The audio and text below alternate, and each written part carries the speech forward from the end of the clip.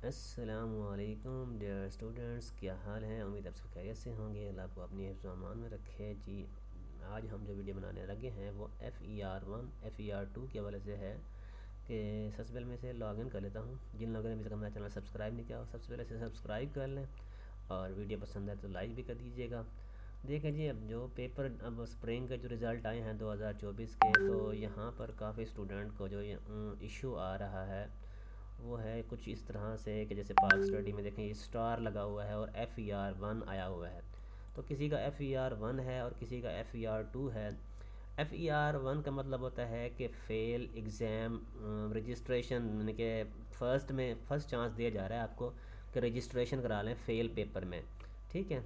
और यानी कि इसमें आपको डिटेल बता देता हूँ। देखिए, पेपर में सिर्फ उसके 24 नंबर आए हैं, जबकि एग्ज़ाम में उसके जो मार्क्स थे मतलब इसे ओवरऑल जो 50 मार्क्स लेने लाजमी होते हैं यहाँ पर।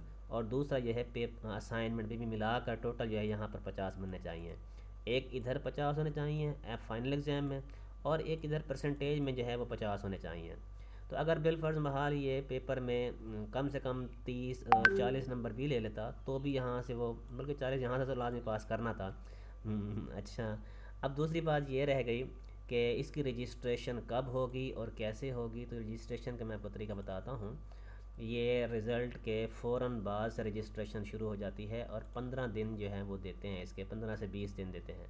तो आपने यहाँ आना है कोर्स रजिस्ट्रेशन में और यहाँ पर लिखना है जी 199। ठीक है, रीअपेयर। अगर उस FER की जगह होगा फेल कोड होगा तो फिर आप लिखेंगे यहाँ पर जस्ट 99, मतलब एडिशनल सेमेस्टर, जिसमें हम फेल कोड को रजिस्टर करते हैं, जो फेल सब्जेक्ट को रजिस्टर करते हैं, यानी कि सिर्फ एग्ज़ाम देने हैं। तो फिर हम FER पर क्लिक करेंगे और इसके बाद हम करेंगे जी ऐड न्यू रिक्वेस्ट। अभी चूँकि इसकी इनरोलमेंट का डेट आज रिज़ल्ट आया है, तो उम्मीद है कल से परसों तक जो है ना इसका आ जाएगा। और रजिस्ट्रेशन के लिए 15 से 20 दिन देंगे मैक्सिमम, उससे ज़्यादा नहीं देंगे। अब इसका जो पेपर होगा वो इसी पेपर के साथ ही हो जाएगा।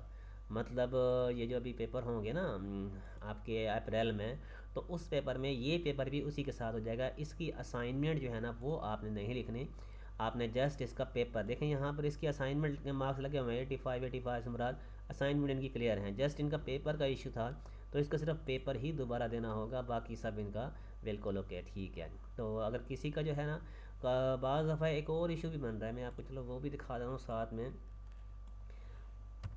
ये देखें, कुछ इस तरह से भी स्टूडेंट को आ रहे हैं कि हमने जो है वो पेपर तो दिया था, लेकिन यहाँ देखें FER लाया हुआ है, लेकिन यहाँ पर जो है ना वो पेपर में बिल्कुल ही ज़ीरो मार्क्स जो है ना वो शो हो रहे हैं। देखिए, पेपर में 88 दिए हुए हैं, लेकिन पेपर में ज़ीरो मार्क्स शो कर रहे हैं। तो इसके लिए एक रिज़ल्ट रिवीजन फॉर्म वाली एप्लीकेशन है। एक मिनट मैं आपको दिखाता हूँ कि कौन सी एप्लीकेशन होती है। रिज़ल्ट, हाँ जी, ये वाली एप्लीकेशन है, आपने इसको करना है। ठीक है। और एक मिनट में आपको बता देता हूँ मज़ीद कि नाम, प्रोग्राम, शनाख्ती card number, mobile number, registration number, जो भी कोड, एक जो फेल है वो लगाना है, इम्तिहानी सेंटर नंबर और तबलीग करना नहीं, और उसके बाद डाक का पता। और ये जो है आपने यूनिवर्सिटी को सेंड करनी है। तो यूनिवर्सिटी जो है आपका जो है एडमिशन जो है यानी कि उसमें फ़ेल कोर्स को जो है वो सही कर देगा। मुझे आप लोगों को समझ आ गई होगी। अगर किसी को समझ नहीं आ रही तो मुझसे रब्ता कर लें, मज़ीद आपको मज़ीद गाइड कर दूँगा। अल्लाह।